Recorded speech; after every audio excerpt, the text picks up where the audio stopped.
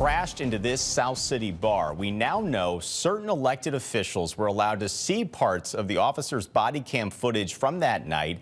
We have asked why it has not been released to the general public. Investigative reporter Susan El-Khoury continues to push for more answers on what's being hidden. Starting the day of the crash, we sent multiple requests to police for records, including body camera and radio traffic. Public information the department is choosing to keep from the public eye. The only thing we got from police was this incident report, but a key section, the summary, where we could have learned more about what happened, police chose to redact. It's video raising more questions than answers. Surveillance footage captures a St. Louis Metropolitan Police SUV swerve into Bar PM just after midnight Monday morning. First Alert 4 got that video from the lawyer of bar co-owner Chad Morris.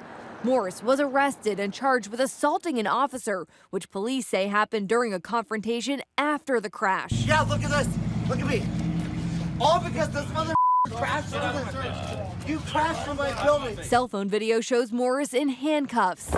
Morris's lawyer is sharing another clip, which he claims shows the same police SUV blow through a red light moments before the crash. I think they should release everything. While Morris and his lawyer have a lot to say. We should have some kind of true transparency about why officers are showing up on a scene, not investigating property damage, and immediately ramping up into an aggressive manner. Police haven't been forthcoming with information.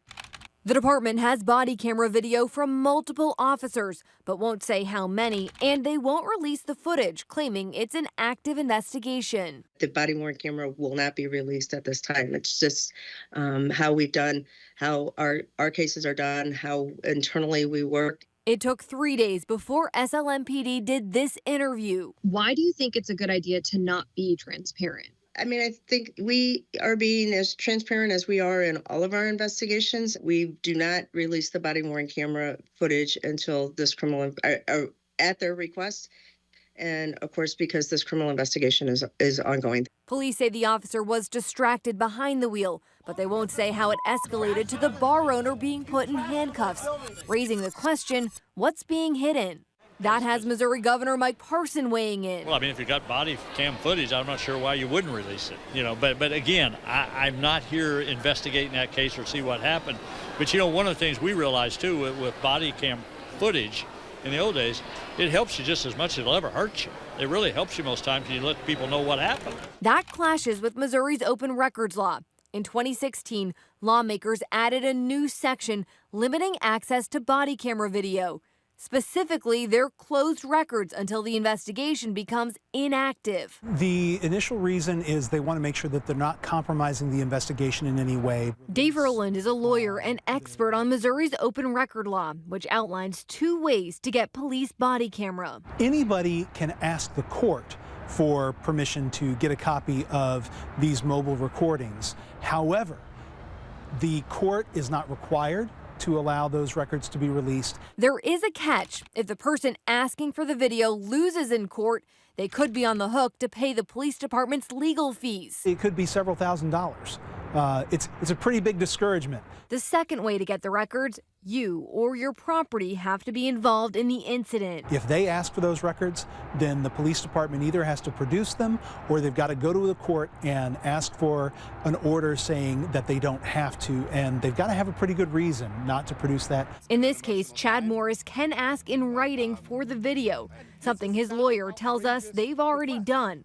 But there is another option. Police can say the investigation is over. If they say the investigation is closed, then all of a sudden they're no longer closed records. This is another case that shows the importance of transparency in our government. The police report we got said the officer was distracted. We reported that, and then the next day police came out and confirmed it. They claim the officer was changing his in-car radio when he crashed. We also know the officer was not drug or alcohol tested. Still a lot of unanswered questions here, underlining why the public's right to know is a big part of accountability. Susan El-Khoury, First Alert 4 investigates. And we will continue to push for answers in this case, and you can find this series on our website. And if you believe your request for public information was wrongly denied, we want to hear about it. Head over to firstalert4.com/hidden. And as we continue to press for transparency in St. Louis, we are seeing transparency happen in other cities across the country. Just this week, the video being released by Las Vegas police giving us a look inside the response to the UNLV shooting. This is a stark contrast to the South City school shooting more than a year ago. It is a case we recently featured on What's Being Hidden, showing how we keep pressing police to explain why, more than a year later, they haven't released any video from that South City shooting. Another reason we will continue to highlight the importance of transparency.